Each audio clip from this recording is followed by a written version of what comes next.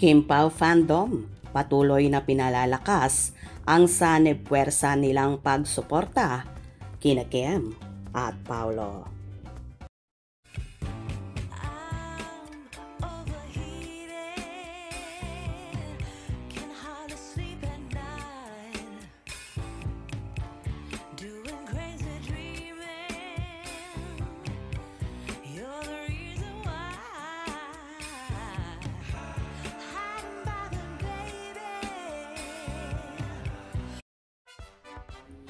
Hindi lang ang Kim Pao ang nakasungkit ng award sa nakaraang Gawad Dangal 2025. Hindi nagpahuli ang isa sa kanilang solid fandom.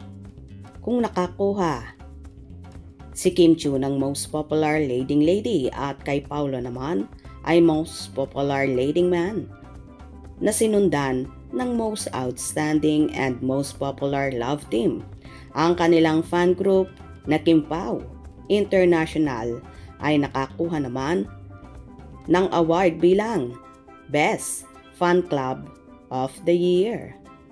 Nagfiesta ang maraming mga kapanalig ng naturang fan group sa pagwawagi nito, kaya naman ipinaglandakan ito ng nasabing fandom ang kanilang karangalan.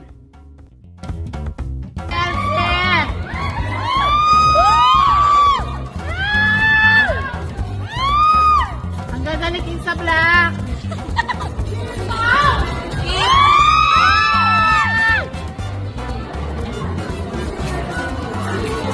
Go at Elsie.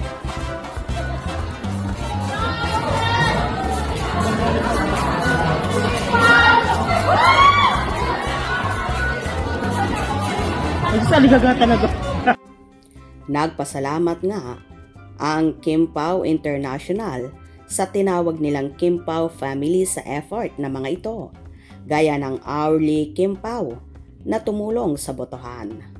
Patuloy na pinalalakas ng Kim Pao fandom ang kanilang puwersa para masuportahan sina Kim at Paolo sa kanilang karera kahit gumasto sila ng malaki. Samantala, nasungkit rin ni Kim ang Best Actress for TV para sa serye nitong Linlang.